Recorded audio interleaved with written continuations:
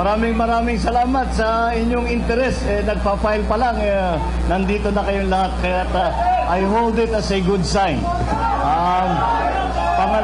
Pangalawa, sinabi sa akin doon sa loob, pag-file ng aking COC, kanila is that I am the 7th person to file. So, nandyan pa rin yung aming ang lucky number ng 7 para sa aming mga Marcos. So, I think that is a good omen. So, but anyway, thank you all very much for being here. Thank you for all your interest. Maraming salamat. At palagay ko, after this week, hindi na tayo masyado makikita rito sa Maynila. Makikita na tayo sa pag-iikot sa buong Pilipinas.